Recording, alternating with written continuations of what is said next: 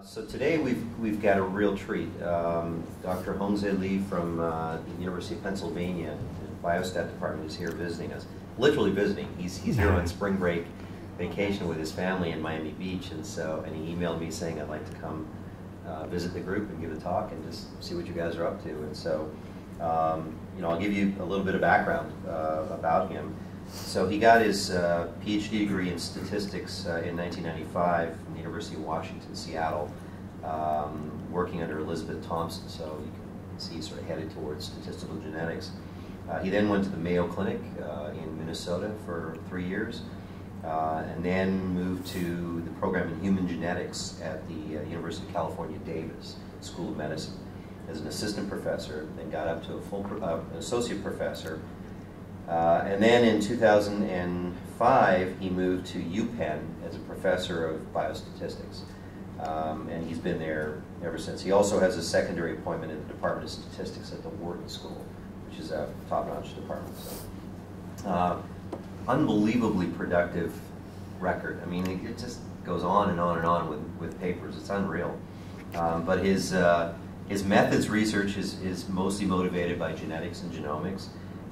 He's worked on things in family-based genetic linkage and association analysis, admixture mapping, genome-wide association analysis, methods for microarray time course and gene expression data analysis, high-dimensional regression analysis of genomic data, copy number variation, next-gen sequencing. I mean, it just goes on and on.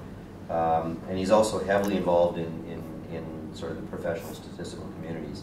And he's just a really nice guy, so we're real happy to have him here. Great, thank you. Thank you. Thank you very much. It's really my pleasure to be here. So, so I'm going to talk about some recent work on identify the segment.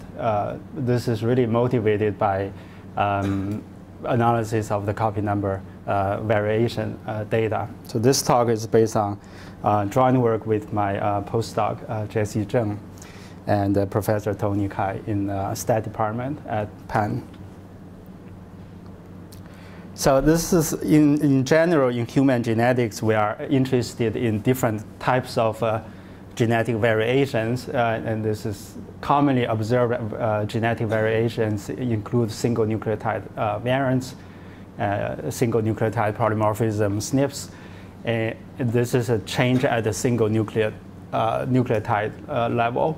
And there's some small insertions, deletions called indels. So this is usually the insertion deletion of less than 50 base pair long.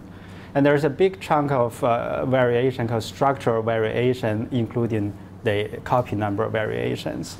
All those genetic variations are shown to be associated with the risk of different complex diseases. So the copy number variation, here's this very simple cartoon illustration. What is that? The copy number variation, the idea is this. In general, in the human genome, we have 2 copies. Each part of the genome, we have 2 copies of the genome, one from the father, the other from the mother. But sometimes you may observe something like this. For example, this part of the genome, this gene, instead of you have 2 copies, you have a duplication. So for this individual, for this part of the genome, you have 3 copies of the genome instead of 2 copies. So this is called a duplication, 1 copy duplications. So this is a variation. Another scenario is instead of you have 2 copies, you may have this part of genomes for some reason got deleted. So this is 1 copy deletion, heterozygous deletion. So imagine if this region is inside a particular important genes, then this variation can affect the gene dosage, can affect the function of the genes. Therefore, usually when you observe some association of the copy number variants with the disease, often it's quite easy to interpret if they are sit inside the gene or in close to a genes. So there are lots of literatures, lots of papers indicating that the copy number variants are associated with different types of diseases, including cardiovascular disease, cancer, psychiatric disorders, all different types of diseases. And the data available for studying the copy number variation, there are different types of data. The important type of data is the SNP data. For example, when you perform genome-wide association studies, you use Illumina chip, Affymetrix chip. There, not only you obtain the genotype at about 500,000 to 1 million SNPs, you also observe the intensity of the two alleles, so A, B allele intensities. Based on this allele intensities, you can actually study the copy number variance based on so-called log-R ratios.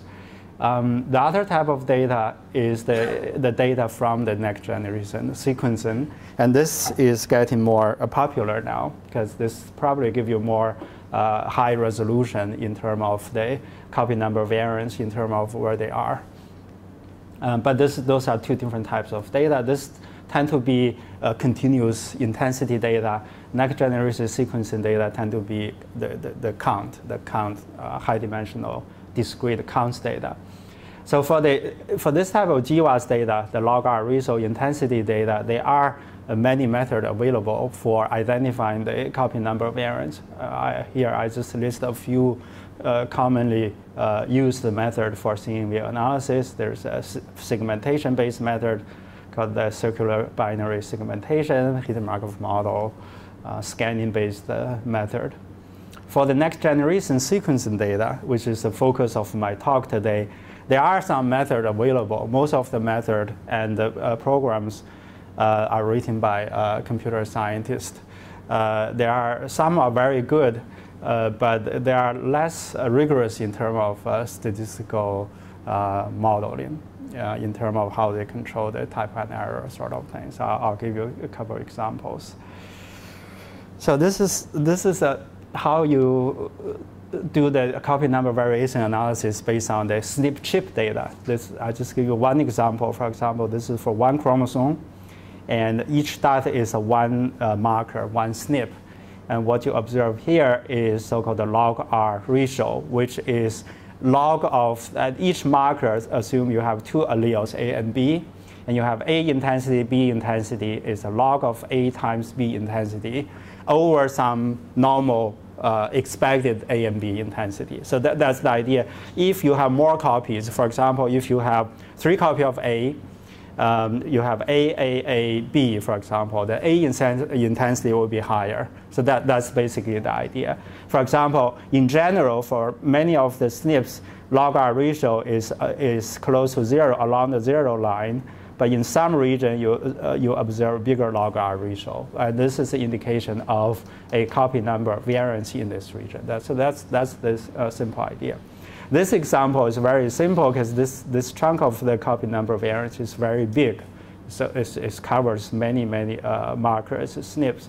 So you can, but just by looking at the data, you see there's something change in this region than the background region.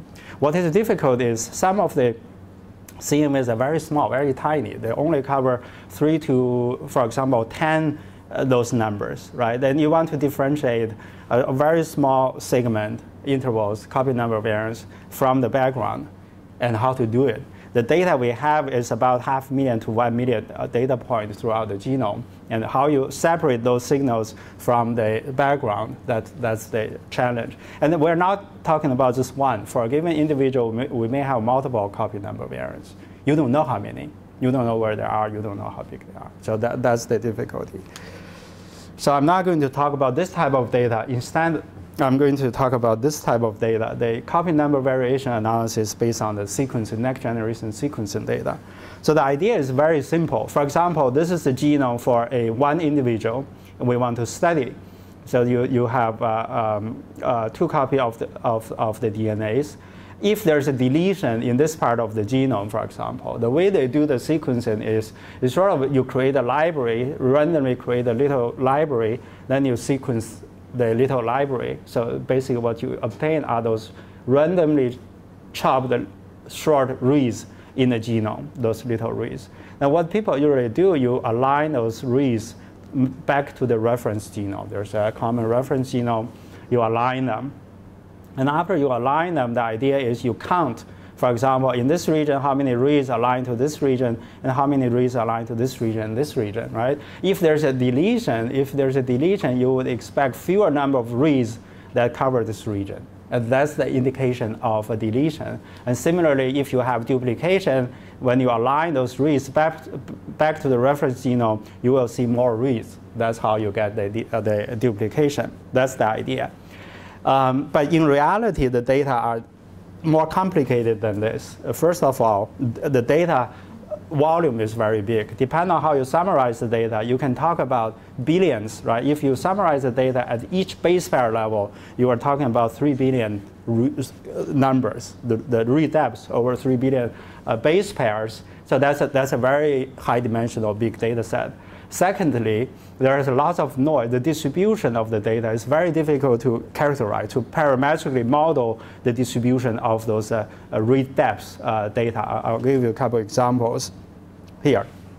Say, for example, here I listed 6 different regions of the genome. This is only a very tiny, small part of the genome.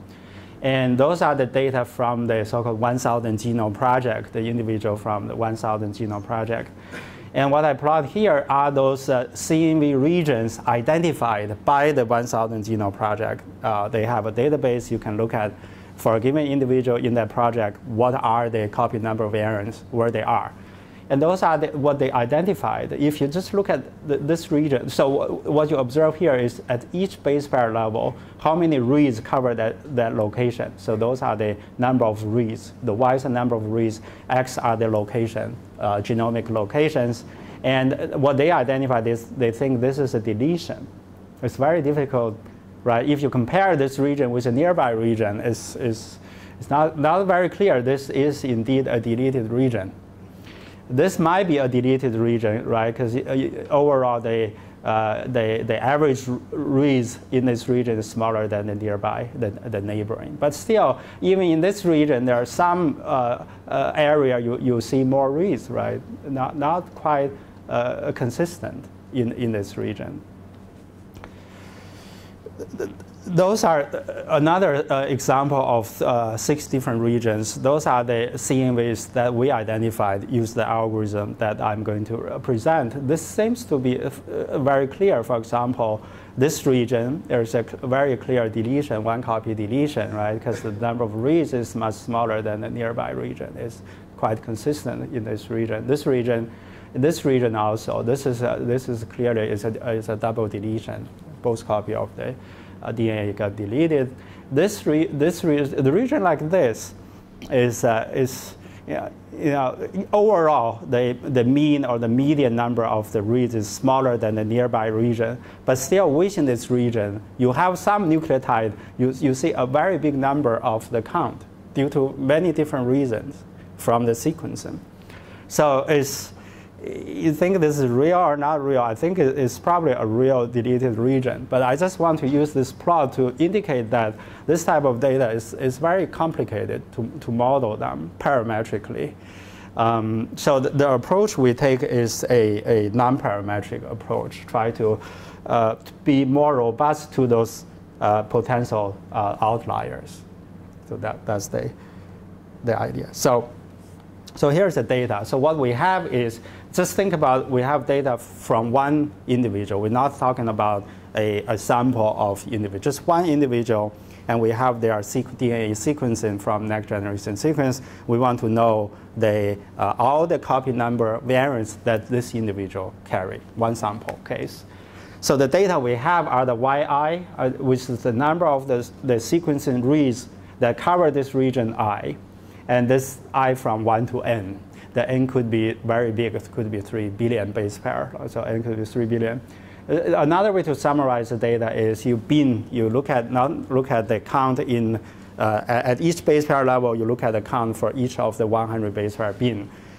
We actually use the original data in our analysis. So n is very big. Computation-wise, it could be very challenging to deal with 3 billion base pair, 3 billion numbers.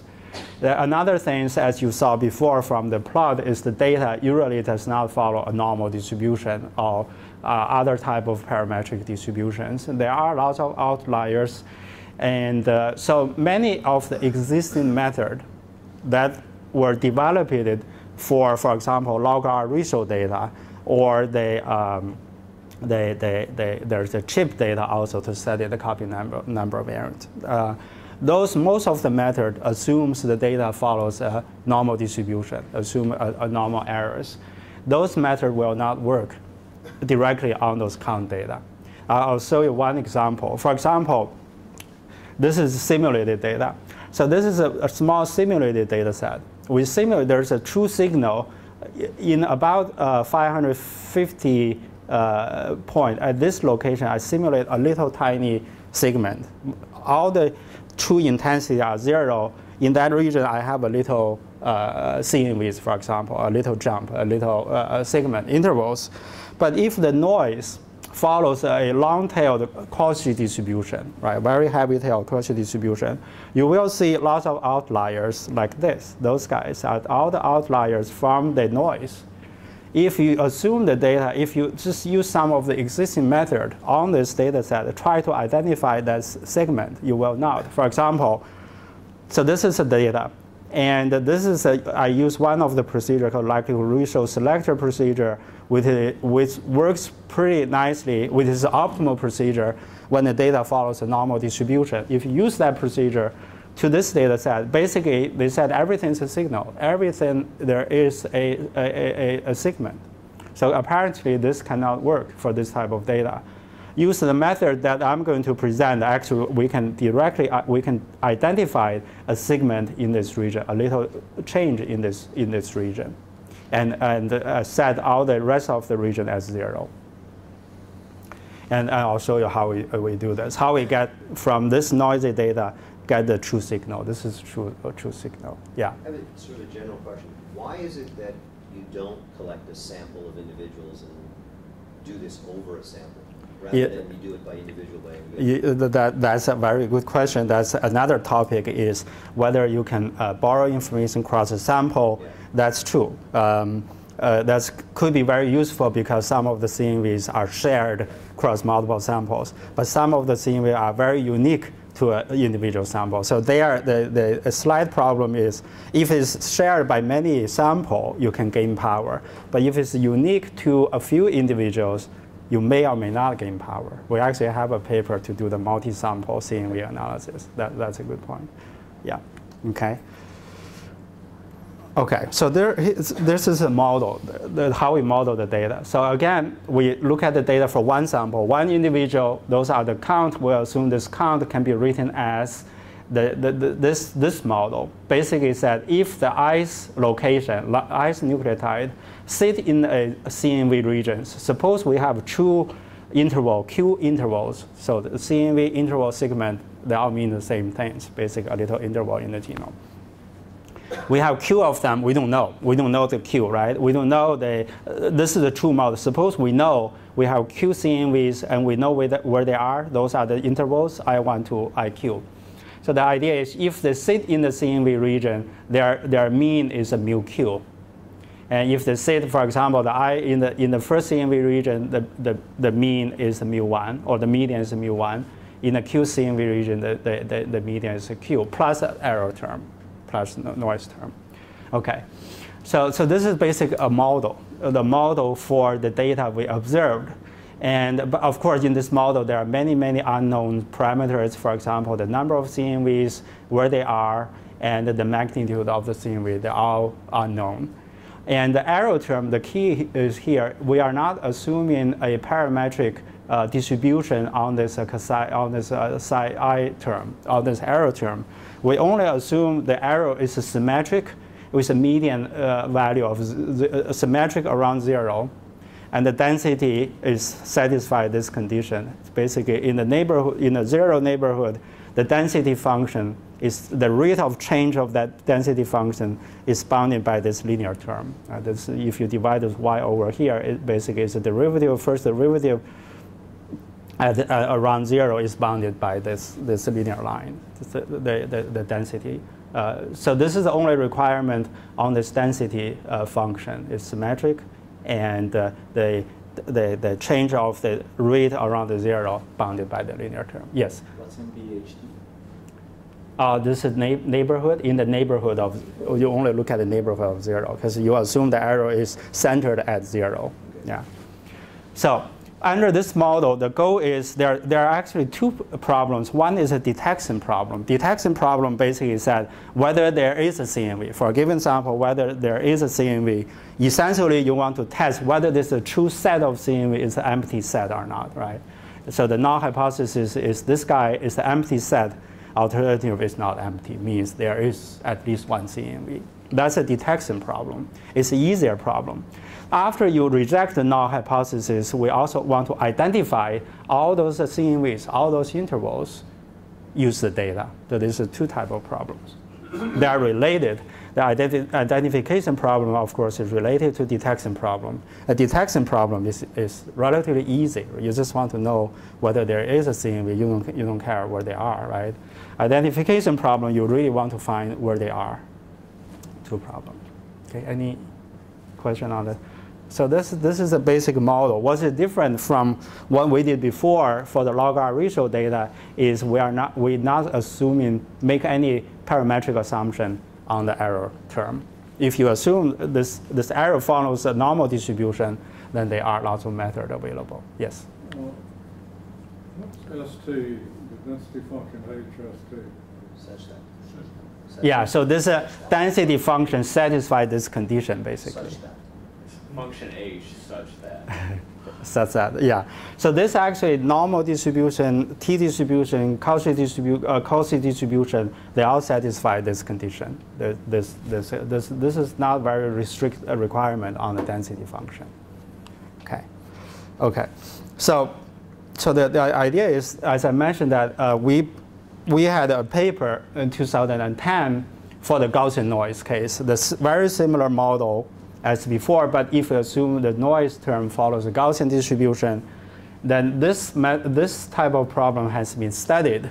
For example, the detection problem has been studied by David Donahoe's group at Stanford, and we published a paper on how to identify those segments if you assume a Gaussian noise. And the idea is very, very simple. So the idea is this. You have a long linear sequence of data. You look at one interval. You pick one interval, and you calculate a likelihood ratio statistic for that particular interval, which is the sum of the intensity of that interval divided by square root of length of that interval.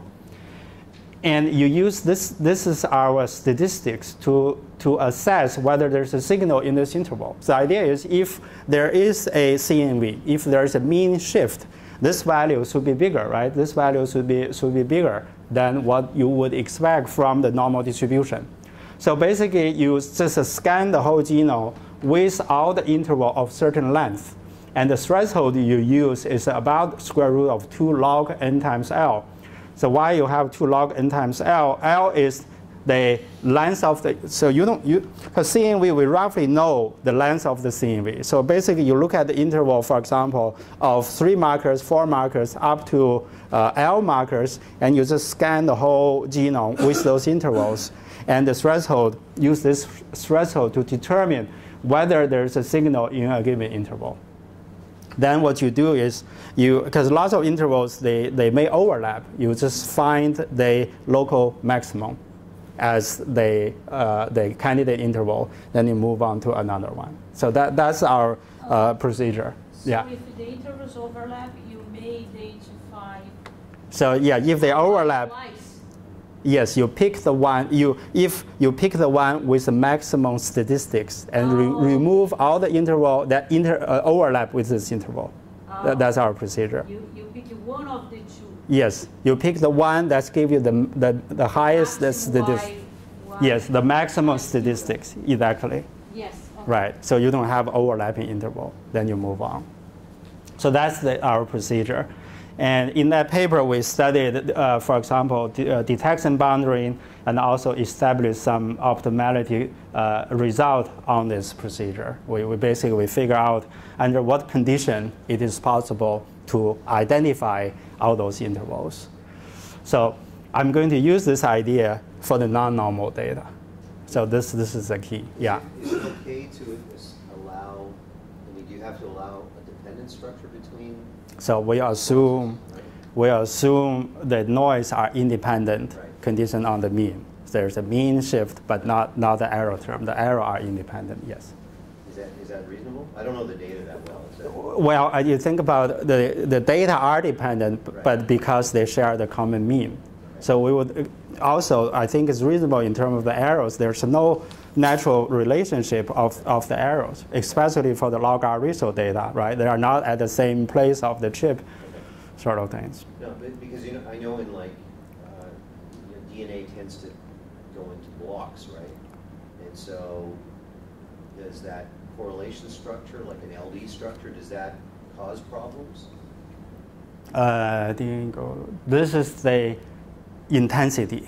Right. This is the intensity. Actually, that's also a good question. In the paper, reviewer asked about this. We calculate the autocorrelation of the data. It's very small. It's extremely small, almost zero. Okay. Yeah. So that's a good point also. Okay. So, yeah. Pick interval lengths on prior experience or on biological considerations? Yes. So the interval length L, because you cannot look at all the interval. There's just too many intervals to look at. But for the CNV, you roughly know the size of the CNV. So usually in practice, for the Illumina 500,000 SNP data, the L is 20, means the maximum CNV length is about cover 20 markers. But if you have longer CNV, the algorithm essentially just cut them into two pieces, into two parts.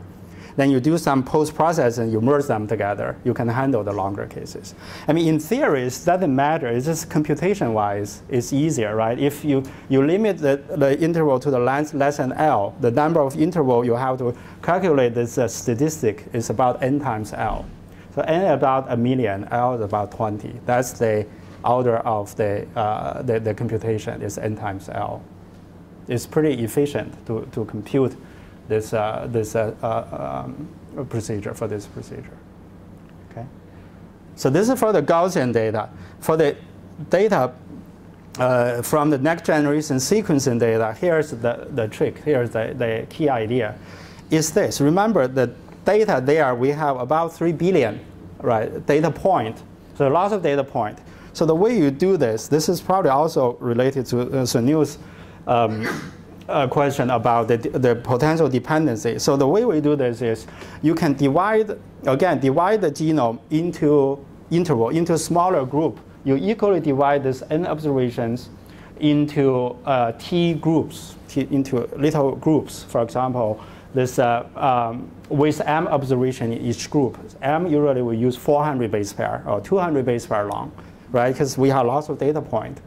And the CNV we care about usually is bigger. It's usually, when you talk about the CNV, it's usually greater than 1 kb. 1 kb, which is 1,000 base pair long or more. That usually you don't look at the smaller ones. So you divide those observations into T groups with M observation in each group. Then what we do is you take the median count of that interval. You take the median of that interval. You define a new observation with the median of the count in that interval. And similarly, for the error term, you take the median of that interval of the error term, you got the eta. Then you can write the model as, this is the median of the case interval, can be written, this value can be written as a theta k plus a eta k. Eta k is the median of the original error. And this theta k will depend on, right, if that interval sit in the CNV region, if the CNV region cover that interval, the theta k will be the original mu k, the mean of the mu k, right?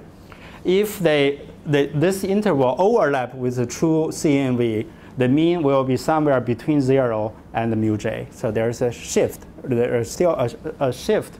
And if the interval do not sit in the CNV region, the mean will be 0.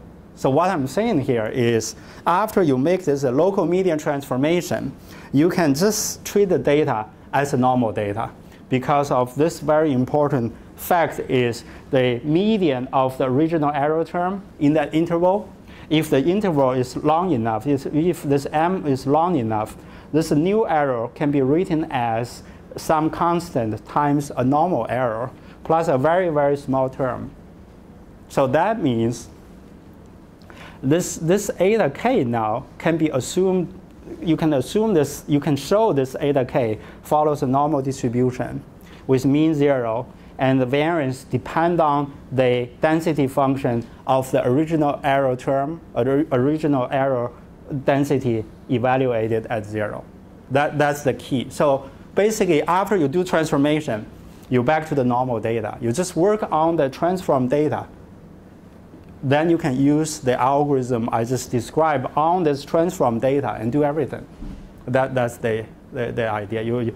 And this serves two purposes. One is after you divide the data into intervals, right? For example, in real analysis, we use M is a 400 base pair long. You essentially reduce the dimension from 3 billion to 3 billion divided by 400. So number of the data point then you want to scan getting smaller, make the computation feasible. Secondly, this nice result on the error term is after you do the transformation, you can treat the data as a Gaussian data and use the method from the literature for Gaussian data to do the segment identification. So that's the key of our approach. Okay. For example, if you want to detect, for example, if you want to test whether there's a CNV, the segment identification, a detection problem, basically you want to test the set of the CNV is empty set or non-empty set. What you do is you transform the data by the median transformation. You got the new data X instead of the original count Y. You got X. Then you basically, you look at the interval. You look at the given interval, calculate the statistics as what we did for the Gaussian data, and you evaluate the max of this statistics over all the intervals, over all possible intervals. Then if the max of this statistic is greater than some threshold, you reject the null hypothesis, right? Because so the threshold here we use is a square root of 2 log n, and this is essentially the standard deviation. This is the standard deviation of the new error term, right? The transformed error term. And the reason we have 2 log n, this is a basic based on the extreme value distribution of the Gaussian data, right? You take the max over, you take the max of the IID normal 0, 1 data, the probability of that max greater than this square root of 2 log n's go to 0. So that's how we set the threshold is square root 2 log n divided by the, so 1 over that guy is the standard deviation of that Gaussian distribution. And this is how you do it. In practice, we of course do not know the H0, which is density evaluated at 0, but you can estimate this H0 fairly well based on transform data. For example, you can use the median absolute deviation robust estimator to plug in this term to do your test. Okay, so this is how we do the test. And we can show that the type with this test can control the type 1 error. Basically, under the null means if there's no CNVs, the probability of this max of the statistics greater than the threshold goes to 0 as t goes to 0. T, remember, t is the number of the intervals after you bin them. And for the CNV analysis, t is very big, right? So the read is not too fast, but as t goes to 0, this type 1 error goes to 0. So that's the type 1 error of the test. The power, we can show that if the size, so the length of the CNV relative to the bin size you take when you when you do the median transformation, if it's not as small, go to infinity. And if the magnitude of the segment as measured by the jump size, so mu is the mean shift times the square root of less than of that interval. If the compound effect of the magnitude and the length of the interval is greater than this threshold, then we can show that with probability 1, we will reject the null hypothesis. This is a condition, which also makes sense. The way you can define, you can detect this, the the segment will depend on the magnitude, right? If the jump is very big, it's easy to detect them. If the jump is not big, but it's very big, very long, you can detect them. So it is the combination of the two that determine the power, right? So weaker signal, longer interval, you can identify them. Okay. So this is the testing part. Now, in terms of the detection, so identification, after you reject the null, that means there are CNVs in the genome for this individual. Next step, you want to identify them. And this is the procedure is very simple. Again, you do the local median transformation. You get the new data xk. Then you just use the procedure I described before for the Gaussian data. You scan the genome with interval of certain length, with interval of length less than certain length. You scan all of them, and you set the threshold, which is the sigma and the square root of 2 log n. And that's the sigma can be estimated by the med of the transform data. Then you just apply the procedure we developed it for the Gaussian data to this transform data, and to identify those intervals. Exactly, you scan, you find the local maximum, you remove the overlapping interval, find another one. That's how things works. Okay. There are some conditions we have to impose on the M and the L. So M is the interval that you want to take the median transformation. The size of the interval cannot be too small. The reason this has to be big enough to make sure the error term converts to a normal distribution. So this cannot be too small. The L is the interval that you want to scan the genome.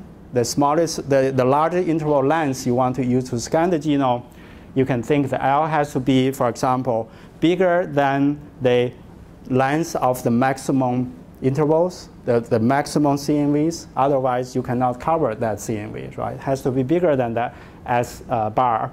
But it has to be smaller than the distance between two CNVs. If two CNVs, the smallest distance between two CNVs, right? If the L is too big, your interval may cover two CNVs. Then you cannot separate them in theory, right?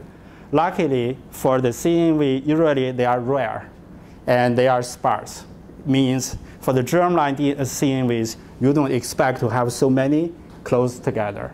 For the cancer cells, that's a different story. You may have very big ones, and you may have CNVs really close together. But here, we just talk about the general DNA variation, the germline DNAs. So those conditions, in general, can be met for the real data. Okay. So those are the conditions on the M and the L. And we can show this algorithm has certain consistency result. So I just want to say a little bit about this. Again, the condition is this. The magnitude of the J's CNV, the J's interval, the length, the jump size times the square root of the length has to be greater than square root of 2 log n divided by the 2h0. 2h0, again, is a sigma. That's a sigma term. It's not very essential. So what we can show is this. If the interval, if that CNV satisfy this condition, then with a very high probability, we can identify an interval which overlap with this true interval very well. That's how you assess the power, right? How can you define the power of detecting a segment? So the way we do this is define a statistics called dissimilarity statistics. Basically, it measures how well this estimated interval overlap with the true interval. If the estimated interval is the same as the true interval, this dissimilarity measurement is 0. If there's no overlapping, then this dissimilarity measurement is 1. And what we can show is for any true segment that satisfies this condition, our algorithm can identify an interval to cover this true intervals, right? This is essentially consistency result. We can also show some optimality result. Basically, is that if the signal, the size times square root of the length of the interval less than this threshold, then there's no procedure, no method based on the transform data is consistent. Means basically said the signal is just too weak to identify them if the product of those two terms less than that. Then you cannot, statistically, you cannot identify the segment. This is how we quantify the detection boundary. Okay? And again, every condition will carry a little term here, H0. So this is how this density function of the error term at 0 will affect your threshold. For example, if this guy is small, you need a bigger threshold. This guy is small, for example, for the long-tailed Cauchy distribution. This guy is small because the error is not concentrated at around 0. Then you will have a bigger threshold, right? You will have a bigger threshold. So let me give you a better demonstration of this. If the data truly follow a Gaussian distribution, the optimal threshold you want to use is 2 log n. But if you use this algorithm, this robust algorithm, the threshold you use is this guy divided by 2H0, which is about 1.25 times the optimal threshold for the Gaussian data. Means you have to make your threshold higher, right? You have to do, in order to obtain the robustness, you have to pay some price to the power, essentially. This is the power loss if you truly have Gaussian data. The threshold has to be 1.25 times the optimal threshold. Okay, so those are the methods. Let me show you some result. First, the simulations. And you can see this median transformation really works. This is a simulated error term from a Cauchy distribution, which is a T distribution with degree of freedom of 1. It's a very long, heavy-tailed distribution. If you do the transformation with m only 20, in theory, m should go to infinity. M equals 20. That's the transform data. It looks quite normal there. And here is some of the result. I'll just briefly go over this. This is we simulate a small segment of the genome with 3 segments, with 3 true signals, which are the I1, I2, and 3 of different size. So 100, 40, and 200. That's the length of the segment. And those are the magnitude, the size of the jump of the segment. And this is a T1, a T distribution, 1 degree of freedom, T distribution, 30 degree of freedom. This is an almost normal distribution. This is a Cauchy distribution. And what I present here, the last column, is the over-selection. Means these are the number of the segment that we identified which do not overlap with the true segment. The wrongly identified segment, usually they are very well controlled around 0 or 2. That's the over-selection. Those numbers are the dissimilarity measurement I mentioned before. Basically, this D measures how well the segment we identified overlap with the true segment. The smaller, the better. And just a couple of things which make sense. First of all, the longer the segment, the easier, the better the performance, right? The longer segment is easy to identify them. Therefore, the dissimilarity measurement is smaller. If it's very small, for example, if the CNV is a 20 marker long, the size of CNV is 20, if the signal is very weak, essentially you cannot identify them. So this dissimilarity measurement 1 means you cannot identify a segment that covers the true segment for the long tail distribution. For the normal distribution, it's getting better, but still, if it's very small, the signal is very weak, you cannot identify them. But if it's really big, you can identify them really well. This really fit our theoretical result. Remember, the detection boundary depend on length of the CNV and also the magnitude of the CNVs. So in your transformation, you are moving from the Cauchy, that's t equal 1 to t equal 30. That's what you are saying that Yeah. by applying, if you have segments of small size, by applying the transformation, you are able to get a distribution that's more close to normal. Right. Therefore, you are having some chance you are reducing, you are So, increasing the D3 there. Right. So this is basically said, if the signal is strong enough, doesn't matter you have a Gaussian noise, long tail noise, or the normal noise, the performance are comparable. But it is easier to identify, to get a better estimate if you have a Gaussian noise. So this number is smaller than those numbers, means the segment you identify match with the true segment better, right? The smaller the better. So I mean, so one more thing which is also interesting. So this is a comparison of our procedure, this procedure, and the procedure that assumes a normal error terms and the very popular circular binary segmentation procedure. And again, I simulate a noise from different distribution, different t distributions, and I also simulate the noise that have different variants. Throughout different parts of the genome, the noise variance could be different. Okay, I assume the noise is a mixture of normal noise and a normal noise with a different variance. Okay. What I want to point out is, if you have this heavy-tailed noise, if you make a normality assumption, you're going to have lots of false identified segment. If you assume that the noise follows normal distribution, the over selection number is huge. If you use a CVS, almost you don't have power. So this dissimilarity measurement is one basis that almost no power. You cannot identify anything based on the CVS.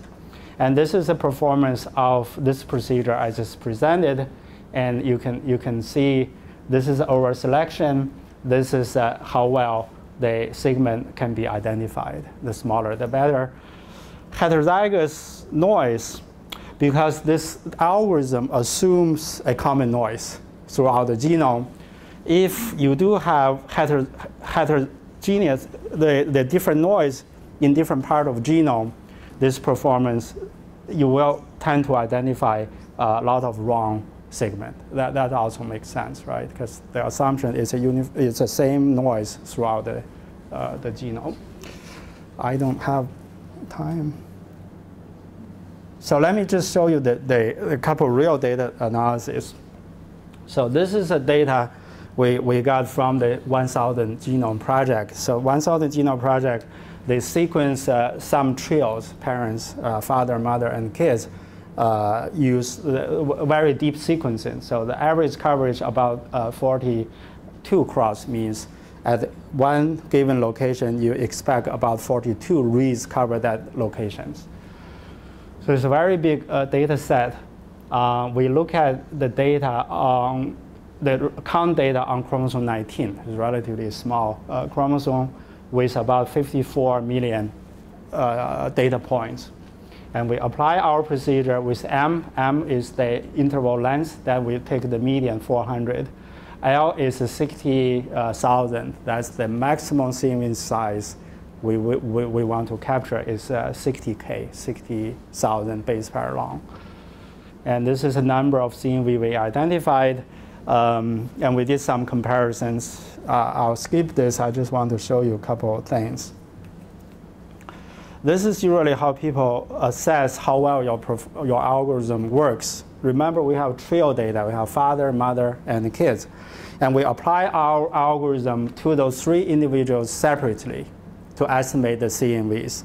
And what you can check is if you observe a CNV in the kids, you want to check whether the CNV also observed in one of the parents, right? Because most of the CNV are inherited from their parents. So this is called concordance, percentage of concordant CNV for the kids. If you look at the top 20 CNV identified by our algorithm, there's two different methods. The other one, I haven't talked about it. So this is a median transformation method. is very good. It's 98% of concordance. If you look at top 50, top 300, it go down a little bit. But in general, basically is that if you look at top 300 copy number variants in the kids, most of them, you also observe that segment in their parents. So that's one way to validate whether the CNV you identified are potentially real or not. The other way to check, of course, is you plot the data. For example, this is one of the CNV region we identified, and this is, I think, is a duplicated region. This is a duplicated region. Those are the nearby region. Those are the region we identified. You can clearly see there the number of the count reads cover that region is much higher than the nearby region. But still, within the CNV, the data, the number of counts varies a lot. It's not like in theory, it should be uniform, right? It should be the mean plus some noise. But this varies a lot. This is another big CNVs. In general, they are similar, but still, you at a few points, you have more observations there. This is a deletion. This seems like a very clear one copy deletion, one copy deletion. Again, you have those outliers in this deleted region. We also have something like this, which we don't quite understand. It's a very tiny little things. Suddenly, in this region, you got a lot of count in this small region. In that small region, you have lots of count. That one, I'm not really sure it's true or not. It looks very strange. That's sequence. Okay. I think we also have another procedure. I'll skip this, but just want to make a few comments. It is very complicated, the data. You saw a few plots I showed you. There are many factors can contribute the variation of the count data. It's a different part of the region of the genome. There is a variation. The count can also depend on GC content of that region, many different factors, repeated regions. So it is messy. So that's why I think it's very difficult to model those data parametrically. Some people use a Poisson distribution to model the count, a negative binomial distribution to model the count. I don't think those distributions can fit this data really well. Okay. We also have a program to implement this. In this program, we did a few more things. For example, we want to adjust for the GC content. We also want to refine the boundary a little bit after you roughly identify the CNVs. The other things we observe that is important is you can also filter out potential wrong CNV identification based on the quality of the reads. If you have a CNV, if the reads quality in that region all very small, very low quality reads, we can filter those out. And you can do some plot with this program also. I think that's all. That's all. Thank you.